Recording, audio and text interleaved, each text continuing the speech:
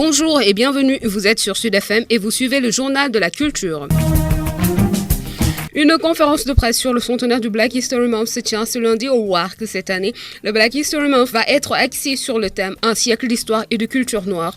Ce sera en collaboration avec le ministère de la Culture et de la Communication, l'Université Cheikh Anta Diop de Dakar, le West African Research Center, le comité du village des arts. Les organisateurs comptent rendre hommage aux pionniers du jazz les 13 et 14 février, ainsi qu'au monde noir par des conférences, des projections et expositions d'œuvres d'art du 9 au 17 février à la Maison de la Culture d'Otasek.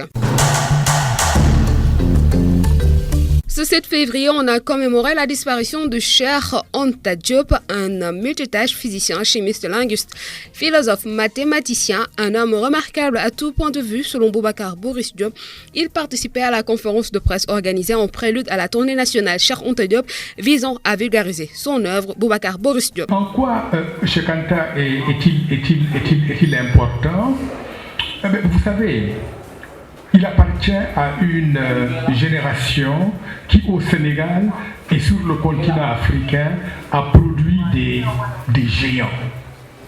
Il a produit des géants et un de mes amis a dit, quand Cheikh Anta Diop est mort, il a dit pour la première fois, j'ai l'impression qu'en perdant quelqu'un, nous perdons aussi quelque chose. Et la chose que nous perdons avec Cheikh Anta, c'est le travail qu'il a fait sur l'origine de l'humanité, sur les origines nègres de la civilisation égyptienne.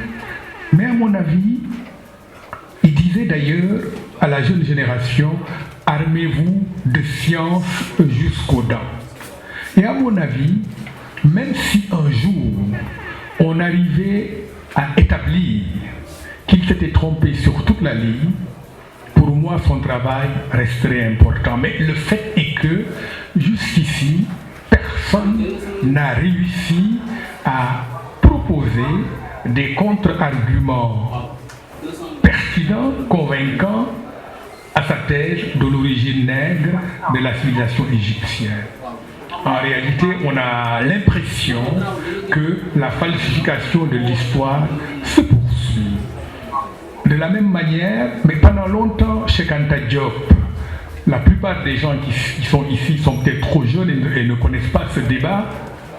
Pendant très longtemps, il a été le seul à soutenir que l'Afrique était le berceau de l'humanité. On lui a opposé toutes sortes de théories aujourd'hui qu'on voit bien qu'elles étaient farfelues pour contrebalancer cela. Mais en fait, l'idée que l'humanité est d'origine négro-africaine, c'est devenu un lieu commun de la science. Plus personne ne discute cela. Mais je n'ai jamais entendu les contradicteurs de Cheikh Anta Diop de l'époque prendre la parole et honnêtement dire, sur ce point précis, nous reconnaissons qu'il avait eu raison sur nous. Je doute de l'intégrité intellectuelle de ces gens. Mais pour moi, Cheikh Anta, c'est plus que ce qu'il a dit sur l'Égypte, c'est plus que ses théories sur l'origine de l'humanité à travers les migrations. Mais Cheikh Anta, c'est d'abord le travail sur le panafricanisme. Celui qui disait il est temps pour le continent africain de basculer sur la pente de son destin fédéral. Celui qui disait que sans une armée continentale, l'indépendance, la souveraineté resterait un vain mot. Le printemps arabe, les opérations françaises au Mali, tout cela lui a donné raison. Donc la question du fédéralisme, la question des langues nationales. Aujourd'hui, tout ce qui se fait au Sénégal et dans beaucoup de pays africains sur les langues nationales, c'est à partir du travail de Cheikh Anta Diop, enrichi par des générations de linguistes. Et pour finir mon propos, Cheikh Anta, c'était aussi, je pense que c'est important de le savoir, C'était mon maître, il n'y a pas de problème. Je l'ai approché. Je sais qu'il est décédé un vendredi. La veille de jeudi, j'étais encore en train, dans son bureau de l'IFAN, de lui poser des questions. Voilà.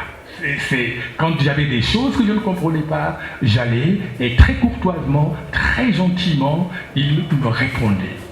Et bon, un jour, j'apprends comme ça, après une rencontre, qu'il a eu une attaque cardiaque le lendemain 7 février 1986. Eh bien, Cheikh Anta, c'était aussi l'homme Cheikh Anta. C'était la courtoisie, c'était l'humilité. En tant que politique, il était d'une intégrité absolue.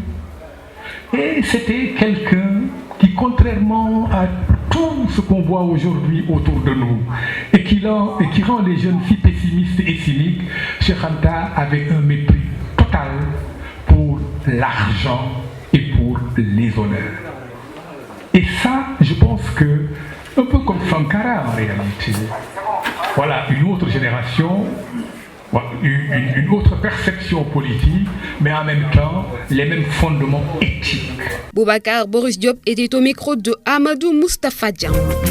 En bref, nous parlons cinéma, les projets de films qui vont bénéficier du financement du FOPICA, Fonds de promotion à l'industrie cinématographique et audiovisuelle, vont être dévoilés ce jeudi 12 février à Douta-Sec. Enfin, Zhang He, lorsque les bateaux dragons sont arrivés, c'est le spectacle de marionnettes qui va être présenté ce mardi 10 et mercredi 11 février au Grand Théâtre. Pour la première fois, quelques 2000 élèves vont assister à un véritable spectacle de marionnettes initié par l'association Imagination Africa dans le cadre de son programme Tête à tête avec la marionnette. C'est en coproduction avec les ambassades de Chine et d'Autriche, le Grand Théâtre, l'Institut Confucius de l'UCAD, entre autres. C'est la fin de ce journal de la culture. Merci de l'avoir suivi. Vous pouvez retrouver ce numéro sur la page Culture en Fête sur Facebook.